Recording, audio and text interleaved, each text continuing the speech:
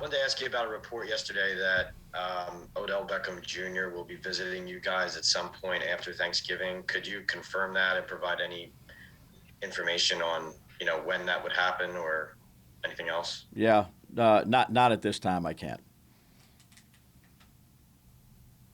Okay, and then do you have updates on yesterday's injuries, starting with Adoree Jackson and Wan'Dale Robinson?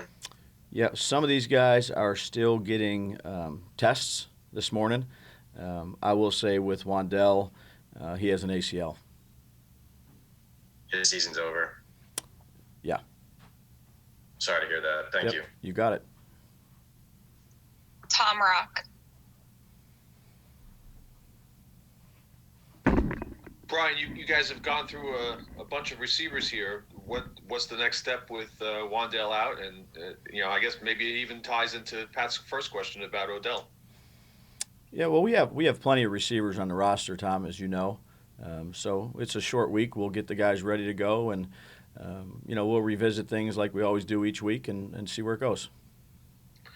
I had a sort of a left field question for you too. They're Okay. naming this game after John Madden. They're celebrating John Madden on Thanksgiving.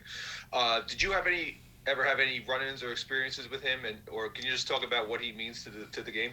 Yeah, no, I've never met Coach Madden. I just, you think football, you think Madden, really with everything, from coaching at the Raiders and how successful he was to announcing to the video game that all the young guys like to play. Just a great ambassador for the National Football League and a great tribute to him. Thanks, Brian. Yep. Neil Best. Just to clarify on the injuries, so is Wan'Dale the only one of the guys that you do have an update for us today? Yeah, most of these other guys, Neil, are still getting looked at here. Almost all of them. Okay. The other thing I want to ask you about is just in terms of the week schedule. It seems like with these Thursday games, there's kind of, a trend away from actual practices. I guess you guys are not having a traditional practice this week. What goes into that calculation about, handling it that way versus going out there Tuesday and having a real practice? Yeah, these guys are pretty sore after games. So what you try to do is you sit down with the training staff, sports science, and come up with the best schedule you can for your team to make sure that they're getting rehabbed and they're taking advantage of all the treatments, after the walkthroughs. We'll set it up similar, Neil. I mean, we won't be out there running around, but we'll do some walkthroughs, and then we'll have a little break, and then we'll go out there and do some more walkthroughs. Obviously, it's a big mental week for us, and then just getting your body right to play a game on such a quick turnaround. Bob Brookover. Hey, Brian. Hey, Bob. Is there any chance on the injury front to maybe have some good news with Bellinger, Neal, and Aziz? Bellinger, Neal, and Aziz. Yeah, I'd say they're coming along. I think they're improving. Whether or not they'll be ready this week, too early to give you an answer to that. I asked you this question last week, and now it's pertinent. Does this week make it harder for them to come back because of the circumstances of such a short week and so little practice? Yeah, no, we've definitely had discussions about that. One, it'll be as we go along, if the medical people say that they're ready to play, and it is a short week. There's no question about that. That goes into play and discussions. And one other thing I wanted to ask you, obviously they're probably never going to do away with Thanksgiving games, but do you feel like Thursday games are a lot to ask for these guys? As you just pointed out, it's especially when you have a tough week like you just had injury-wise. Do you think it's something that needs to be discussed among the league where, hey, why do we have to play these Thursday games? Well, they're on the schedule, so we just get ready to play them and try to come up with the best schedule and process that we can to make sure that we're ready to go. Thank you. You got it. Paul Schwartz. Hey, Brian. Hey, Paul. Hey, as you mentioned yesterday, obviously there are ebbs and flows to every season. You're hitting something now, right, with these two games back-to-back, coming off a tough loss with all these injuries. Do you feel at some point you're going to have to, as the head coach, just talk to the team at some point about not woe is me, about not, tough situation.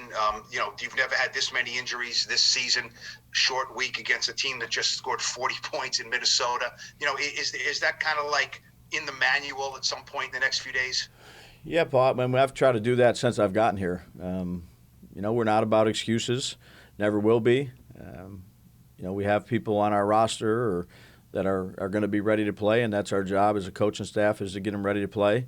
Again, you're always going to hit adversity, whether it's in a game, whether it's in a season. We've talked about that since April. I don't think that's something you just, all of a sudden talk about. I think you have to teach it and you have to try to learn from it. And that's everybody. It's myself, it's the coaches, it's the players, it's the support staff. You have to believe in your process. You have to go out there and try to execute the best you can. And if you do those things, you live with the results and you move on to the next week. Is this one of those times when you see what you've built? You know what I mean? You see what you built and see, there's always an offense. Is there a weak point that you kind of look and see now and say, okay, how are we can talk about handling adversity now that maybe we're hitting it. Let's see if everything we put in place is going to hold up here. Yeah, well, I mean, you do that from the get-go, Paul. I mean, it wasn't our first loss. You come in after a loss, you feel, you don't feel great. You feel very disappointed. You put a lot of work into it during the week, and you don't get the results you want. You should be disappointed, but you can't let it linger. And in this particular case, it's such a quick turnaround. You gotta move on quickly. So. That's something that we stress really since we've gotten here, Paul, is just, take it day by day, learn from the things you can learn from. You're going to hit bumps in the road, whether that's a practice or a game, a play, a call, a decision. Those things are going to happen, and you move on from them. Thank you. Yep. Ed Valentine. Hey, Coach, you talked about, Ed. Other receivers after Wandale. How encouraged were you by what you saw from Kenny Golladay on Sunday, and can he be part of the solution here over the next few weeks? Yeah, Kenny did his job, made a couple plays when the ball was thrown to him. And I'd say, the receivers in general, obviously Wandale had a good game, and he was really trending in the right direction, really felt healthy and had quickness. And I think Slay made some good plays. I think Isaiah, had a couple called back, but made some good plays. I know he fumbled that ball, was very disappointed in that of himself. But, those guys know what to do, and we'll go out there and put a plan together to utilize, anybody who's going to be active. Thank you. Yep. Jordan Renan. Hey, Brian. Hey, Jordan. With where you're at on wide receiver, would you like to add any pieces to the picture? Not necessarily saying it has to be obviously Odell, but do you feel like you need to add something here later in the season? Yeah, I think that's something that Joe and I will talk about, just like all the spots. This will be another discussion that we'll have, and we'll see where it goes. And what did you see when you went back and looked at the film? What stood out to you about that loss? Yeah, pretty much what I thought after the game. There were some good things in there. But, again, it's hard to win a game when it's 3-0 in the turnover battle. The percentages don't favor you very much. There was definitely some good things to take from it, and then, things that weren't as good. We didn't win the line of scrimmage. We didn't rush for a lot of, yards. I'd say they rushed for 160. I thought we executed fairly well in the red zone. Offensively, they were 4 or 5. Defensively, third downs were kind of a wash. But, again, those turnovers, we've had in our 3 losses 6 turnovers and directly related to 24 points. Conversely, in the 7 wins, we've had 5 turnovers, and those led to 6 points. So turnovers are huge. They always are. And we got to keep working on that. You mentioned win the line of scrimmage and not being able to run the ball. Was that just guys getting beat, individual effort, or did you see something else there? No, I'd say it's a collective effort. It's really everything. It was everything yesterday in the run game. They did a good job. Give them credit too. We'll take 3 more. Chris Bisignano. Good morning, Coach. Hey, Chris, how are you? Good. Jamie Gillen, he's had a few punts this year that's shortened the field. Yeah. What are you seeing from him? Would you like a little more consistency out of him?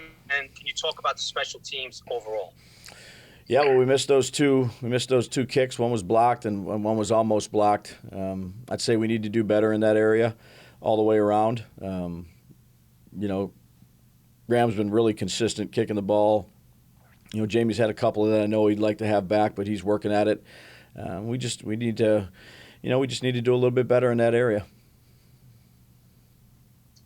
Thank you. Yep. Art Stapleton. Hey, Brian, good morning. Hey, Art.